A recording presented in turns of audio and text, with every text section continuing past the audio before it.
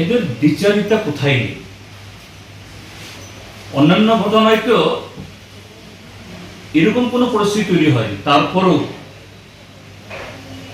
মার ডালুঙ্গি একেবারে সামনাসামনি আঙ্গুল উঁচিয়ে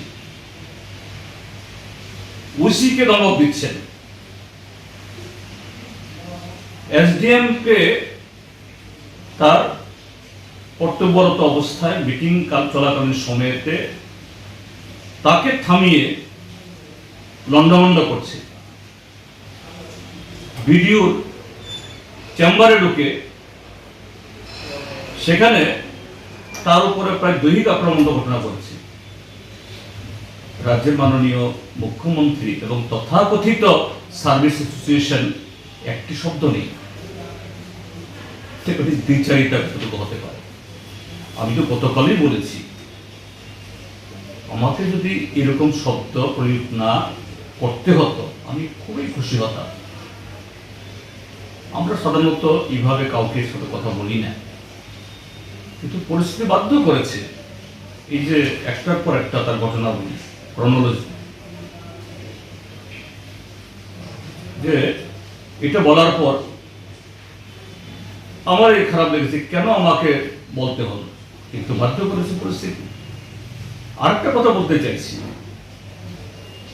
এই যে তিনজন অফিসার যারা করেছেন, একজন আইএএস, একজন আইপিএস, একজন আইএফএস, আমি এটাও জিজ্ঞেস করব মাননীয় মুখ্য সচিবকে, আসলে এই সংগঠনের কোনো অস্তিত্ব আছে কিনা। কারণ আমাদের দেশের যে এই ব্যবস্থা, প্রশাসনিক ব্যবস্থা, এতে ওই গ্রুপ সি, গ্রুপ বি কর্মচারীদের তাদের অ্যাসোসিয়েশন আছে, ট্রেড ইউনিয়ন রাইট আছে,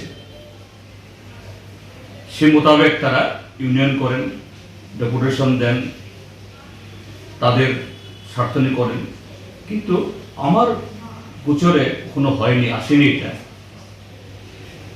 হ্যাঁ, আইএসদের একটা অর্গানাইজেশন আছে,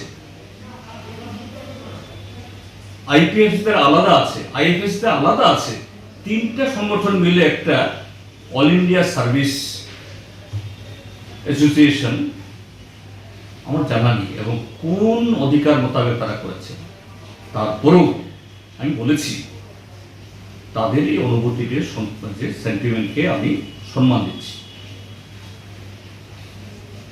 এবং বলেছি আমি এরকম শব্দ প্রয়োগ না করতে হলেই ভালো হতো। তারপর বলেছি, জেনেও বলেছি আমি, কিন্তু আমি জিজ্ঞেস করবো এখন এরা অনুমোদিত কিনা, কোন অথরিটি তারা এই স্টেটমেন্টটা দিলেন, এরা দিতে পারে কিনা। এবং আমার কাছে এই খবরও আছে বিশ্বস্ত সূত্রে, একজন সিনিয়র আইপিএস অফিসার, এখন খুব কাছের মুখ্যমন্ত্রী, তিনি এই কাজটা করিয়েছেন। দেখা যাক, তারা প্রশ্ন তুলেছেন বিবেকের, প্রশ্ন তুলেছেন শালীনতা, তো আমার অধিকার আছে, আমি তুলব। কিভাবে তাদের মানে অধিকার যেমন আছে, আমাদের অধিকার আছে, সে অধিকার হরণ হলে পরে সে অধিকার কিভাবে রক্ষা করতে হয় তা আমাকে সে ব্যবস্থা করতে হবে, দেখছি সামনে।